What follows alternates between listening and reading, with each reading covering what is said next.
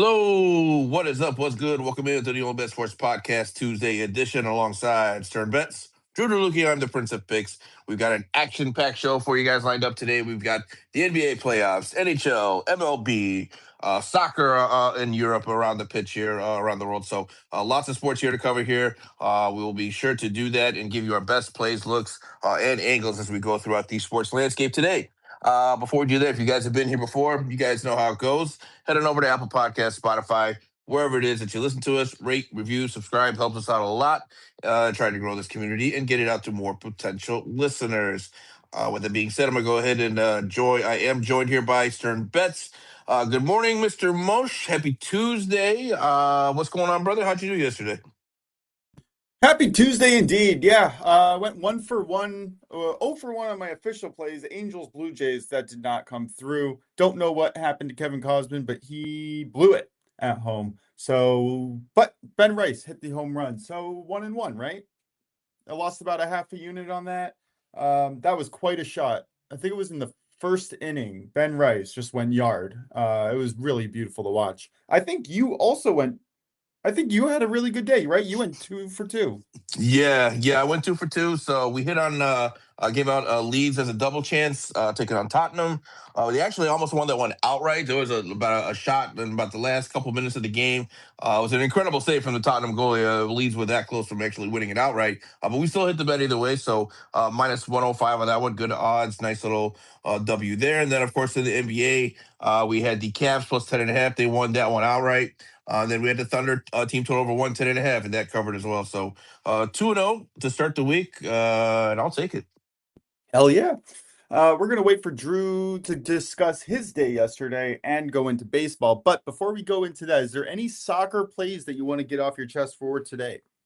Yeah, we can go ahead and start with soccer. I do have a couple looks today on the pitch here, so let me go ahead and pull this up. So first one we're going to look at here, guys, we've got a 3:30 p.m. Eastern kickoff this afternoon in La Liga, where we're looking at Osasuna hosting Atletico Madrid.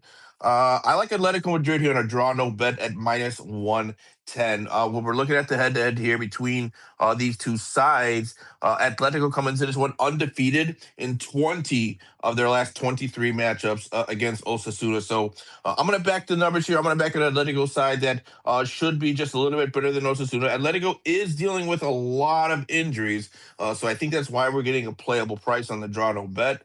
Considering the historical data, I would imagine this would normally be around maybe minus 150, minus 140, something like that. But I think just because of the significant injuries that Madrid is dealing with right now, we're getting a better price. But I don't think it matters here. I think Madrid is good enough to get the win, and I like the value here, getting push insurance against a draw just in case. So give me Atletico on a draw no bet, minus 110. Any thoughts for you before I get on to my next play? Yes, actually. This was a model play from Mike McClure for 0.75 units. Atletico Madrid on the three-way money line, plus 180. The line has dropped to plus 165, but still definitely worth a sprinkle. Anyway, happy to play it and happy that we're on the same side. Yeah, absolutely. Yep, I think it's a solid look as well. And then the other one I'm going to today, guys, is we're going to go down to the Saudi Arabia Pro League. We don't visit this league very often, but when we have a juicy matchup, I think it's necessary to do it here. So we do have that today, 2 p.m. Eastern kickoff. We have Al Nasser taking on Al Hilal. These are the two giants of the Saudi Pro League, top two in the table currently. Both of these teams are littered with former great European talent. I say former because a lot of these guys, it's sort of become the new retirement home for European talent. But in any case, they're still pretty good. Still for Saudi League, they're great teams here. I could go down the list of players, but we'll for the time of time preservation, I won't do that. But there's just a ton of players here on both sides. But anyway, this of course featuring Cristiano Ronaldo, Karim Benzema, Sadio Mane. You can go on and on. But what I like here, I like Al Hilal on a draw no bet at plus money here. We're going to get plus 100 for Al Hilal here to avoid a defeat. Again, when we're looking at the head-to-head, Al Hilal undefeated in 23 out of 31 against Al Nasser. So right now, Al Nasser do come into this one top of the table. They're 5 points ahead of Al Hilal right now, but Al Hilal have a game in hand. So theoretically, Al Hilal wins this one, they win the next one. They could overtake Al Nasser for first place. So it's a very tight race right now for the top two.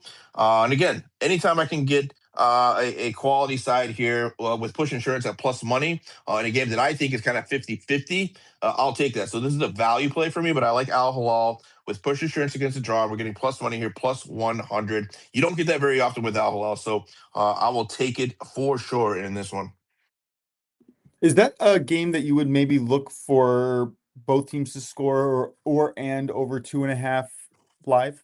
Yep, it's funny you said that because that was going to be my alternate play in case you guys are looking for something else additionally to play on this. 100%, I would look at both teams to score, and I would also look at the over 2.5. Again, when we're looking at historically both teams to score, it has hit in 8 straight between these two sides, and over 2.5 has hit in 5 of those 8. So safe to say, you typically see goals when these two teams match up. If you want to play an over 2.5 and over 3, there's different variations you could play with that, but I absolutely think goals are in play with this one as well.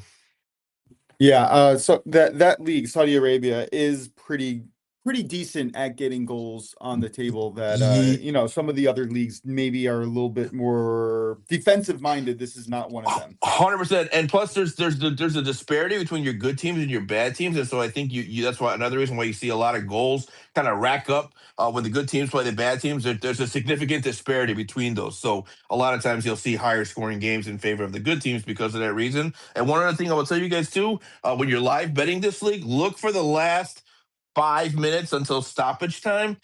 This league is known for late goals in stoppage time. The Saudi Pro League. So for whatever reason, the Saudi Pro League tends to have an insane amount of stoppage time. 10 minutes for stoppage time in the Saudi League is pretty common. So that's something I would definitely look at. Look around the 87th, 88th minute. Tune in and then play any kind of overs that you can get once it starts into stoppage time. Because, like I said, this league is notorious for stoppage time goals. You know what I like doing here, and I don't know if this is the proper approach, but for anybody listening, feel free to copy it. What I'll do is on DraftKings or Caesars or whatever book that I'm using at the time, I'll look into the live matches. I'll go to the next goal prop, which basically has which team is going to score next. And if I see the team that is favored to score next down a goal, I'll either bet them double chance, the total over. But I know that if the favorite is losing towards the last 5-10 minutes of the match, one of the two teams is going to be pushing, and a goal is most likely to be found on one side or the other. So something that I like sprinkling on, especially in the Saudi Arabia League. Same goes for the MLS, EPL, maybe the Dutch Eredivisie, or however you say that. Some of those leagues are the same type of strategy that I like to employ there. Does Yeah, that sound like a sound strategy for you? absolutely. Yep, I think it's super. I think it's super sharp. 100%. I think you're spot on with everything you said. That's exactly how it goes. You're gonna either see that team pushing, they're either gonna score or concede, but it's specifically those leagues are leagues you want to attack for that. And then the other thing here, real quick, guys, Al Hilal, they're actually undefeated on the season as well. 23 wins, 8 draws, 0 losses. They're the only undefeated team in the Saudi Pro League. So even more incentive here to take them on a draw no bet at plus money for a team that has not lost in 31 matches in the Saudi Pro League. Yeah, so at least going to score at least a goal, most likely. Both teams to score is my favorite play in that one. I'm definitely going to be looking for that. Any other soccer plays on the day before we move on to baseball? No, nothing here. Again, guys, you guys can follow me on X at Prince of Big Stan. I have some more plays over there. And of course on the Telegram channel over in the VIP channel. All right, you know what? Just because Drew's not here yet, let's shift focus to the NHL. Last night, a lot of action. That was a lot of fun. Just gonna give it to you. Do you have any thoughts from the NHL slate yesterday? Any thoughts for the game today? I do have a parlay piece that I would like to share with you, just because I missed you yesterday and I wanted to get something in. But what do you got for us? Yeah, so to be honest, I don't have anything for NHL today. I do see I watched a little bit of the NHL yesterday. I know the Avalanche won. So they're up 3-1 now against the Wild, which I think we all probably thought the Avalanche would take care of this series. They are, in my opinion, the best team remaining in the NHL right now in the playoffs. So I would expect them to probably close it out in the next game. And then, of course, today we got the Sabres, Canadians. I was leaning towards the Sabres. I know they're like +1.5 right now, I think, on the puck line.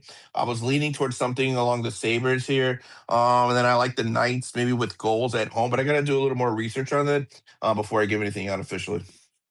Okay, yeah, I hear you. I'm actually on the Canadian side of the Sabres Canadians game. I think that the Canadians have shown me enough where they've actually taken the Sabres' greatest strength and turned it against them. I kind of think that the Sabres are cooked, personally. And then Ducks, Golden Knights, yeah, definitely on the Golden Knights side. This is actually going to be a part of my parlay.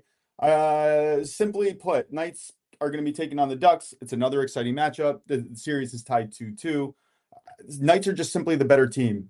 They've cashed the following line +1.5, 3 out of 4 on the series, 4 of the last 5 games. If this game gets chaotic, I'm going to take the team that creates more high danger chances over the power plays, which is really what the Ducks' superpower is. If they get power plays, they're going to dominate the game. If they don't get power plays, the Knights should absolutely demolish them again. Yeah, that's pretty much it. Knights have a specific ability to press and create those high danger opportunities, and that's exactly what the Ducks have struggled with this season. So it really just lines up to me. I'm going to take the Knights +1.5. Prince, any thoughts on there? And Drew, please request so that we can get you in on the conversation. Yeah, I think you're spot on there. I like the Knights a lot in that series. I do think they're the better team, and they should end up winning that series when it's all said and done. Good morning, Drew. What's up, man? What are your thoughts? You got any thoughts on? We're on NHL right now. You got any thoughts on hockey? Sorry about that. I currently work from home. My boss called me, so I had to talk to her about some stuff. Some How good dare stuff. she? I know. No, it was Doesn't she positive stuff though. doesn't I she mean, know we go live at 11:30 a.m. Eastern Monday through Friday? What's her problem? Let's get yeah, it. I know. She I should am know that. actually terrified of my work finding out that I'm doing the show every single day at 11:30. Yeah. I'm good enough at my job too, where they don't care, but they don't care because they don't hear it. So. But Nice. I would say no, but I would say for NHL, I don't really have much. Just more so, like we'll listen to your guys's as well, your guys's picks. But I love how the Avalanche have been doing. Of course, I think the Avalanche and Hurricanes, you can make an argument the two best teams left. That would be a fun matchup if they do face against each other. So yeah, that's kind of my takeaways. Yeah. What about in the NBA, Prince? Any reactions to last night? I know you kind of started to mention it, but we had Cleveland beat Detroit. I think that was a real surprise for a lot of people who may have picked Detroit outright in the series at the very least at the beginning. And then any surprises with LA being able to keep it so tight with OKC? Yeah, so I'll start with the Pistons Cavs. Cavs, of course, they're undefeated at home. So that was part of my reasoning for taking them at +10.5. I know, obviously, that was including a potential loss there, but Cavs have been great at home in the playoffs. Best ATS team at home, undefeated at home. So for me, I expected them to tie up the series. Now, game 5 is going to be the real test because they have yet to win a road game, do the Cavs. So I think game 5, honestly, in my opinion, I think whoever wins game 5 will end up winning game 6. I even think that includes Detroit. I think if Detroit wins game 5, I actually kind of like them to close it out in game 6. But that series been pretty tight and cagey. So yeah, I think it's going to be a fun series either way. And I think it's going to continue to be competitive here down the stretch. And then, of course, going to the Thunder and Lakers. Hey, I got to give a shout out to the Lakers. It's the last time I'll do it this season, thank God. But they showed some fight there. I was expecting them to roll over when the Thunder kind of came out, punched them in the mouth in the third quarter. It looked like they were going to run away with it, but the Lakers hung tough. They played really tough and they kept it close. And in this kind of a matchup where the disparity was just so massive, I think that's a win, a moral win for the Lakers to at least go out on their shield and not get blown out. So congrats to them. You got swept 4-0. You got a moral victory. Go Lakers. Moral victories, yay. All right, what about tonight, though? 2-2, Timberwolves versus the Spurs. I do have a parlay piece in this, but I wanted to hear your thoughts first. Yeah, so I do have an official play for tonight, Wolves and Spurs. I'm on the Wolves here plus 10.5. I think that's just a little bit disrespectful to Minnesota here. That's just too many points. I'm going to trust Minnesota's playoff experience, their moxie, their fight. I don't see this being a blowout. Now, of course, there is the Wemby angle with him being ejected last game. You're expecting a major response from him tonight. So I would look at his kind of props, maybe like the points, rebounds, blocks, a PRB, if that's a valid play, which it isn't. But I would expect him to have a pretty big game. But besides that, I just think 10.5 is too much. I'm going to trust the Wolves and their experience, Anthony Edwards and these boys, to at least keep it close. I don't know if they win it outright, but I will take the Wolves here plus 10.5. So I don't disagree with you. The full game spread is a little dramatic. All right. But I like Wemby to come out on fire this game, kind of like you mentioned. I'm going to target the Spurs first half -1.5. So it's really about late game variance and the way that the Wolves have been able to pull themselves back into games in the second half. But in the first half, all right, Minnesota over the season ranked 19th in points per game in the first half, while San Antonio ranked second. Defensively, Spurs ranked fourth in points allowed in the first half, while the Wolves ranked ninth, which is not bad, but it's not fourth. Clearly, the better first half team is the Spurs, especially what we saw from Wemby yesterday, and the general variance of how he comes out in games, which is usually a lot sharper in the first half. I'm going to take the first half -1.5. I would like to point out that if you wanted to play the -5.5 or -6.5 in the first half spread, I don't mind that either. A lot of sharp money is coming in on that side, which was what led me to this position in the first place. But if you're going to put it together, I have in the NHL, Vegas Golden Knights +1.5, and the San Antonio Spurs first half -1.5. Put it together, -123, half a unit MGM. Prince, what are your thoughts here? Love it. I'm going to play that right now. I think it's a really, really solid look. Yeah, I'm with you. I think the Spurs do come out in the first quarter, first half. I take the Spurs either one, first quarter or first half. To your point, I do think they come out on fire, specifically because of that ejection. I think it's just going to light a fire under them. And of course, when you're a player like Wemby, right, when you're a superstar, and you know you did something to cost your team, usually that player wants to come out and kind of right their wrongs and make a point to kind of overcompensate for the mistake that they made in the other game. So I think because of that, Wemby's going to be a definite factor, of course, in this game early. So I think Wolves could hit. I think the Wolves could keep it within 10.5, and I also think the Spurs could absolutely win the first half. So I'm going to play that right now. You said Knights +1.5 and Spurs -1.5 first half. Yeah, I really liked the parody in that. It was fun. Drew, any thoughts on this game? Or either of these games or these picks? Yeah, I do. I like your guys' picks as well. I have a player prop I like. I went, unfortunately, let me see. Actually, I wasn't able to watch hockey, so I don't know if Kadri got his point, but I was completely wrong about, of course, Evan Mobley, but I do like a player prop here for plus money.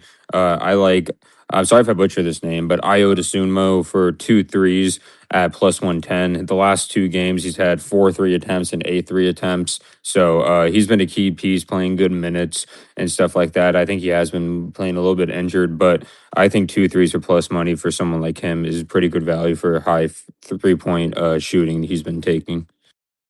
All right, sorry, I was looking up your play. Who is the player and what is the money line price? And you did hit Kadri's points yesterday, Okay, by the so way.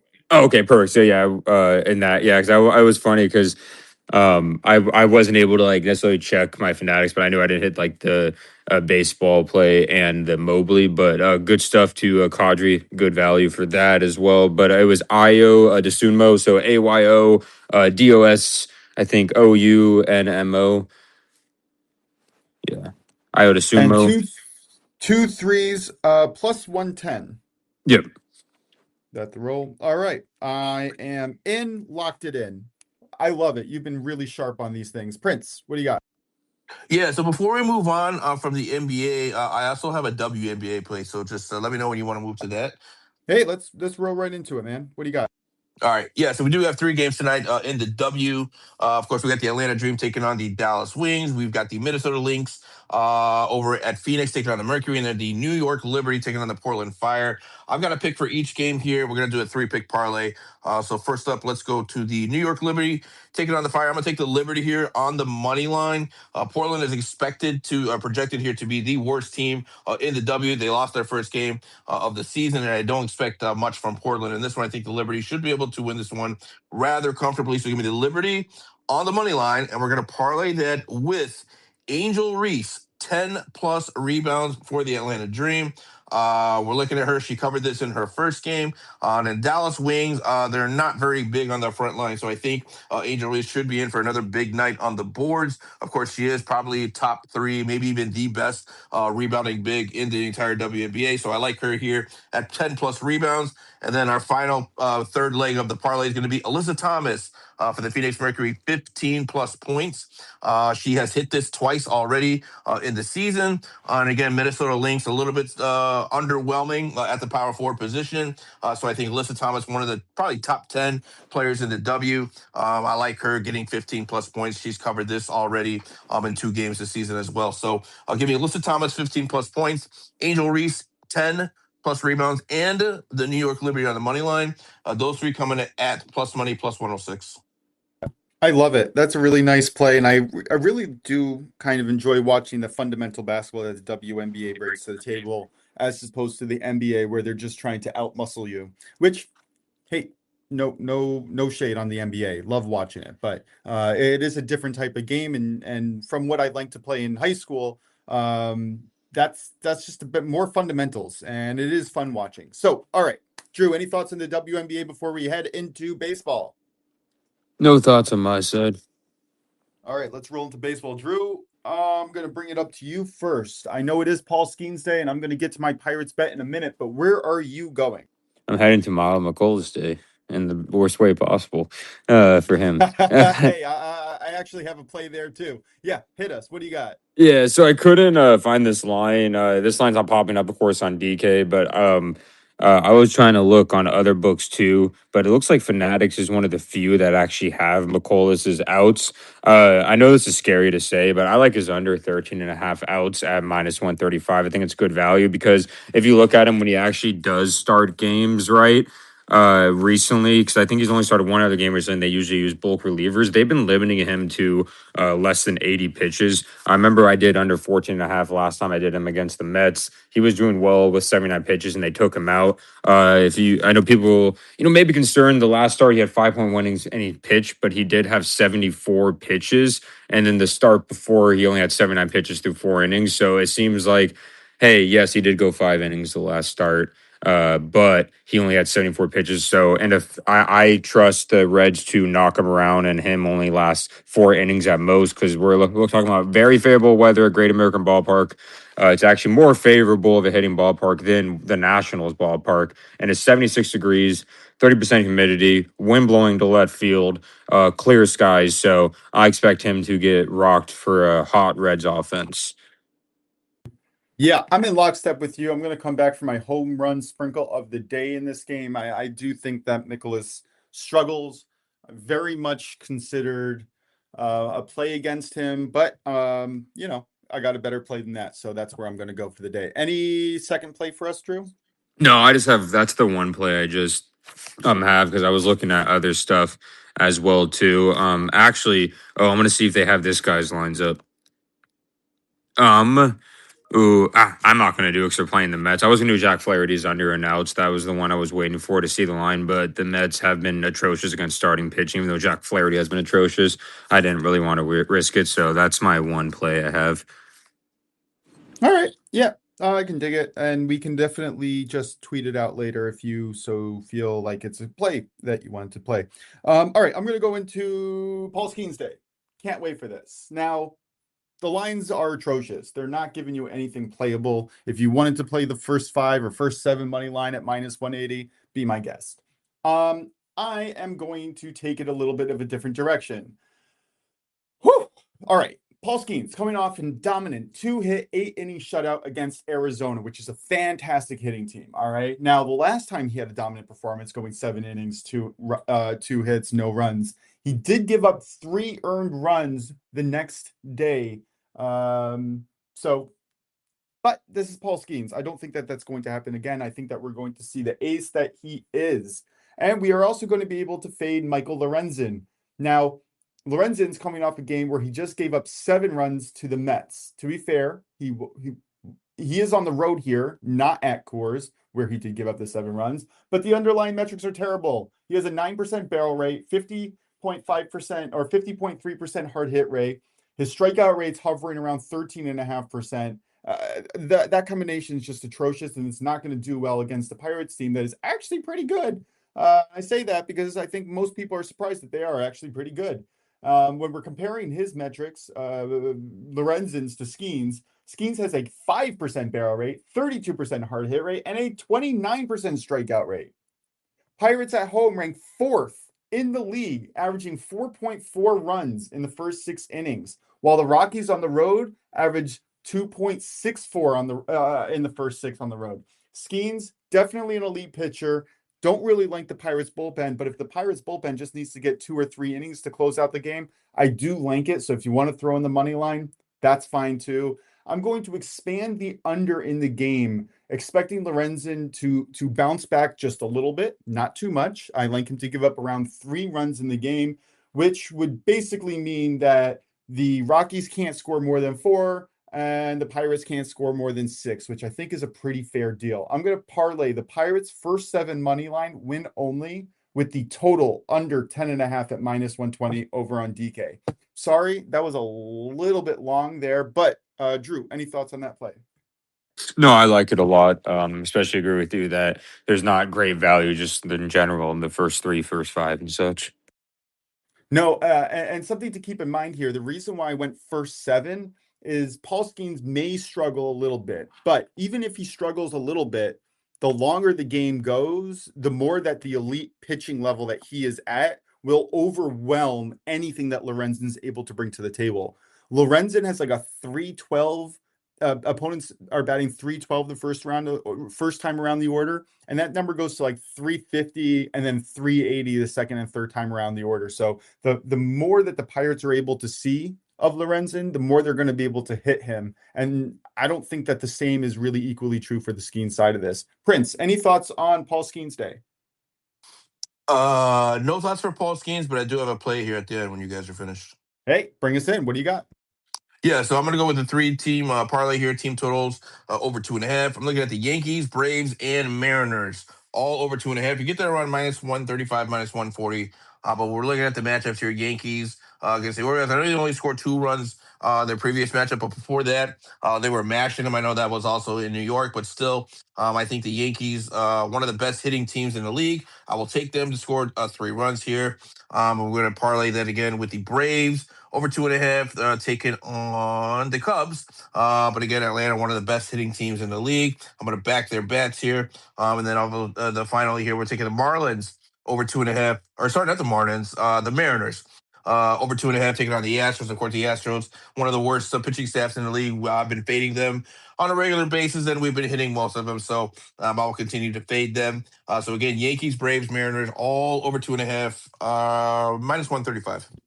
Yeah, just for the record, if you did replace the Marlins with the Mariners, I actually wouldn't hate it at all. I have leans today on the Rays, Marlins, Yankees, and Mariners, all on the money line or run line. Marlins and Rays are underdogs, but I don't think that they deserve to be. I'm pretty sure Marlins are facing Patrick Corbin, if I'm remembering correctly. Maybe it's the Rays facing Patrick Corbin. Anyway, definitely like both of those underdogs today. All right.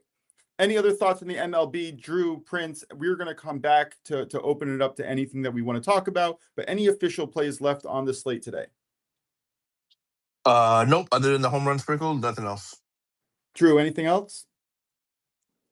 Nothing else besides the home run sprinkle.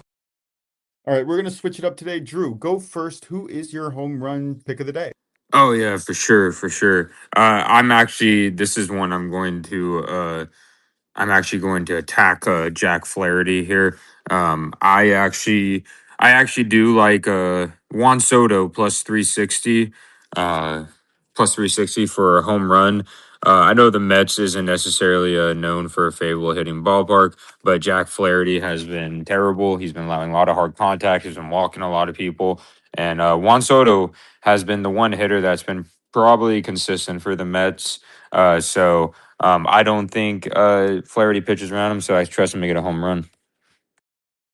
He is by far one of the premier hitters in the league. If he doesn't make the All-Star game this year, I don't know what the hell is happening. Sorry. But yeah, he is one of the top premier hitters in the league, and his underlying metrics definitely support that. 20% barrel rate to a 47.5% hard hit rate. This man is a menace. Prince, who do you got? Yeah, so for me, guys, we're gonna go to the Royals taking on the White Sox. I'm on Jack Caglione of the Royals to hit a home run at plus 588. He has a platoon advantage in this one, and his elite exit velocity is in the 95th percentile. So I think he has a great advantage here to hit a home run against Eric Freddie. In this one, the matchups here in the ballpark favor him to go yard here in this one. So I'm going to back him up at a good value here, plus 588. The only person who I thought you might have gone for over Caglione is Murakami. I've used him too much. I can't keep using him. Murakami I can't keep using him. is listed number 2 on my home run model for the day. But Jack Caglione is in the top 5. Like you said, he has a 16% barrel rate to a 52.5% hard hit rate. These are numbers in the top 2% of the league. Man, that guy is going to go yards sooner or later. But you know who else is? Ella De La Cruz. Now, Ella De La Cruz is getting hot. He has 3 multiple hit games in a row. He is facing Miles Mikolas, who has an 11.7% barrel rate to a 44.2% hard hit rate. Now, Mikolas has given up 9 home runs through his first 8 games so far, and he hasn't even pitched that long in every single one of them. De La Cruz hasn't hit a home run in May yet, but he has, like I said, 3 multiple hit games in a row now, and he's in a top 3 home run hitting ballpark. I think he can go oppo with the wind blowing out to left at 7 miles per hour. I absolutely love him. If you're looking at his underlying metrics, barrel rate, 15.5%. Absolutely incredible. His hard hit rate, 51%. I think that we're going to go 3 for 3 today. I know we're not, but it feels like it. You know what's funny? I like that play a lot. That was actually going to be my backup play in case anyone else had Caglione. I was looking at Ellie De La Cruz, so I love it. Hey, listen, if there's a day where we come out with the same pick, don't change it, man. Don't change it at all. That is what I want, and I'll double down. That's all I'm saying. All right, we have gone through all the games. We've gone through soccer, NHL, NBA, MLB. Is there any other and WNBA? Don't forget them. Is there any other sports that we want to get to before we get to the question of the day? No, nothing else that I can think of off the top of my head. I know tomorrow we got MLS midweek action, so of course we'll have some plays for you guys in the MLS tomorrow. But nothing else for today. Drew, any question of the day for us? Oh yeah. Let me see, because I was thinking of like some questions. I guess did we want to do? Actually, give me a topic. Give me a topic, and I'll have one because I have stuff written down. What do we want to talk about? All right, I'll give you a hard one. Space. Like MySpace? I'm just kidding. Hey, you can. No, It's no. like a Oh, number game where you just. oh, so like astrology. Okay. Sure. Yeah, aliens. I don't know. Oh, aliens. You Or guys stuff. believe in aliens? Oh yeah. Actually, I do have a pretty good one. In this case, I would say, what is your guys's? I would say, what is your guys's favorite planet, and do you think there's life on that planet? There you go. That's a funny question, Right. sir. I'll let you go first.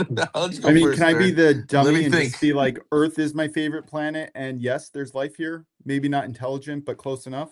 Is that a No, cheating answer? that's cheating. Can't do that. No, Earth is not an option.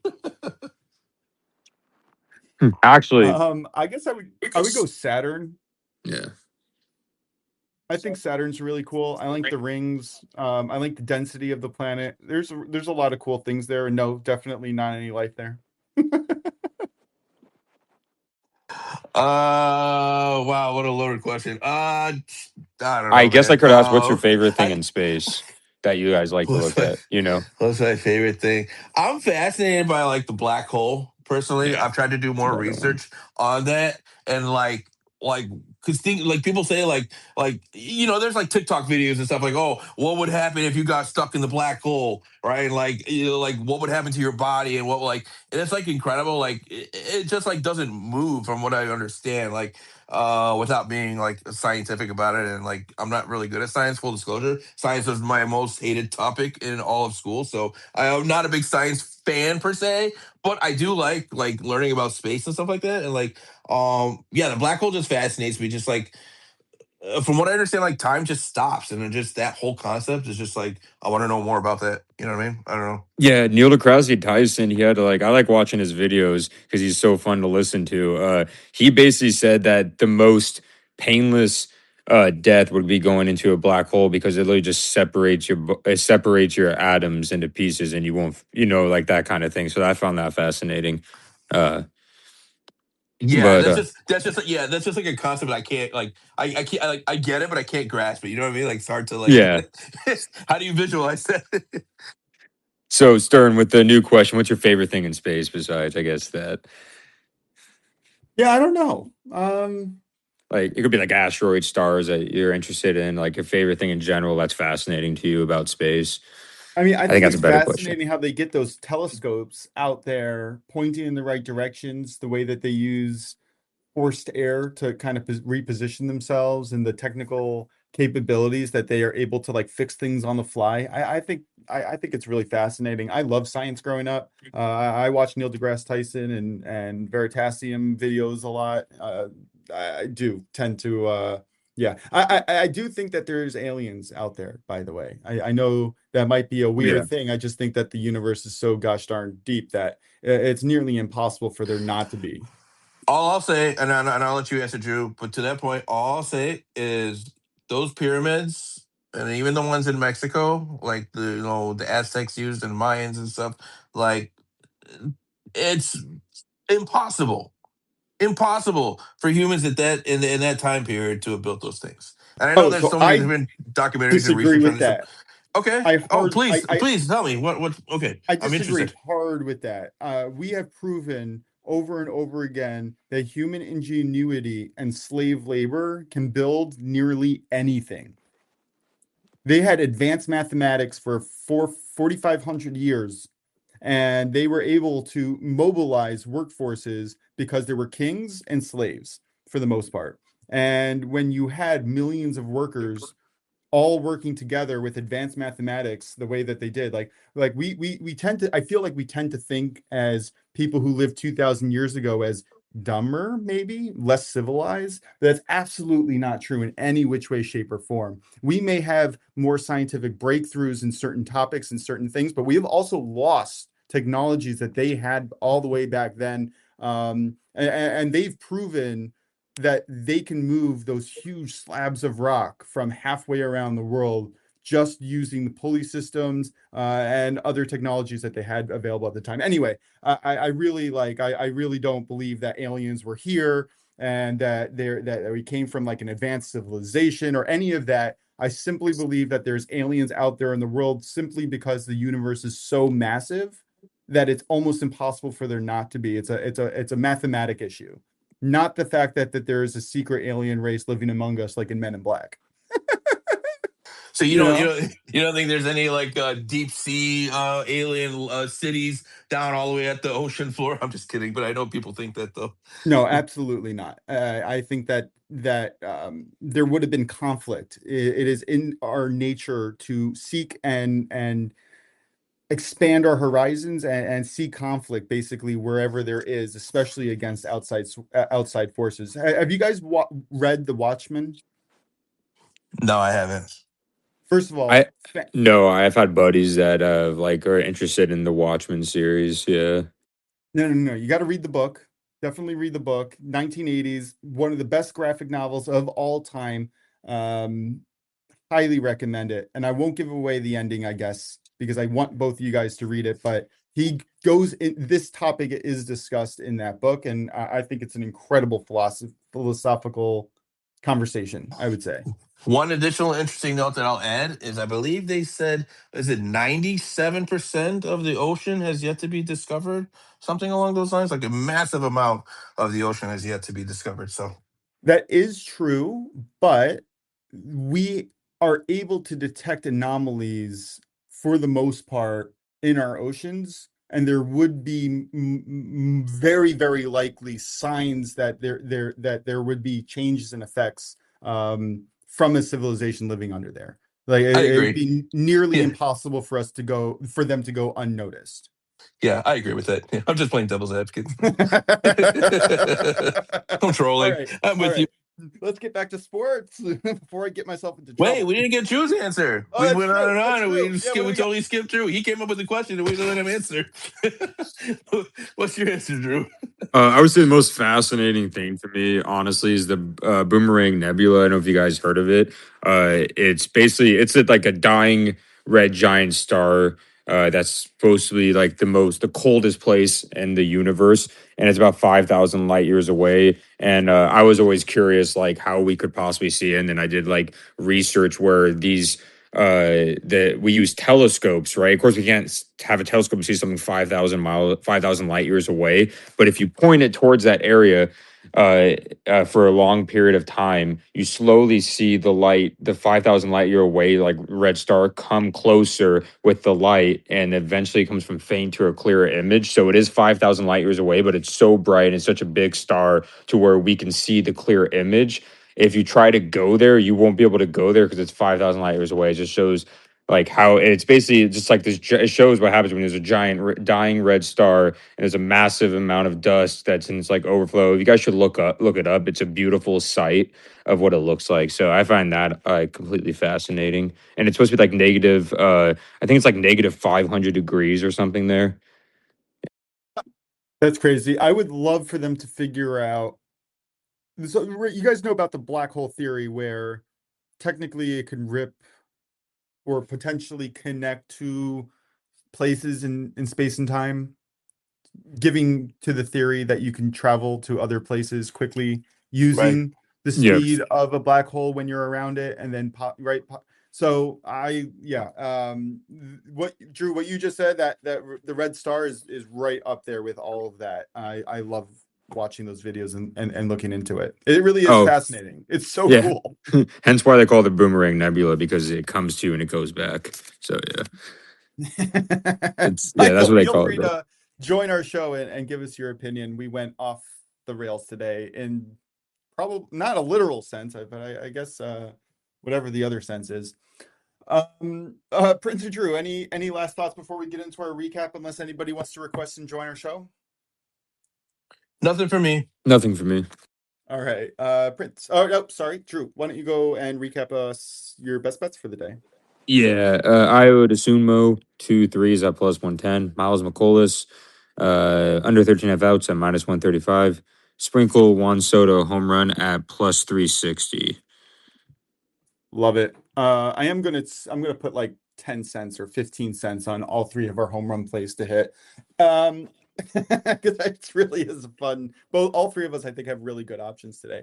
Pirates first 7 money line win only, parlayed with the total under 10.5, minus 120 over on DK. My MLB home run sprinkle today, Ella Dela Cruz plus 351, and then I have a half unit parlay on the NBA and NHL. San Antonio Spurs first half minus 1.5, and the Vegas Golden Knights plus 1.5 on their full game. Prince, close us out. Yep, so we're going to La Liga. We got Atletico Madrid on a draw no bet at minus 110. Heading over to the Saudi Pro League, we're going to take Al Hilal on a draw no bet at plus 100. In the major leagues today, we're going to take the Yankees, Braves, and Mariners all over 2.5 runs at minus 135. Home run sprinkle going to be Jack Caglione of the Royals to go yard today at plus 588. In the WNBA, we're going to take the Liberty on the money line. Angel Reese, 10 plus rebounds, and Alyssa Thomas, 15 plus points at plus 106. And then finally in the NBA, I'll be on the Minnesota Timberwolves plus 10.5 at minus 115. That's going to do it for us today, guys. This has been your Tuesday edition of the Only Bet Sports Podcast with Stern Bet, Drew Doolicki. I am the Prince of Picks. We hope you guys enjoy the rest of your afternoon. Let's cash out these tickets. We'll be back again tomorrow, 11:30 a.m. Eastern, Monday through Friday, same time, same place at Only Bets Podcast over on Twitter/X. We'd love for you guys to join us live. Come on in with your questions, thoughts, concerns, anything you got for us. We'd love to take it and put it on the air here. So until then, guys, hope you guys enjoy the rest of your day. We'll be back tomorrow. Until then, we appreciate you, and we'll talk to you soon. Thanks.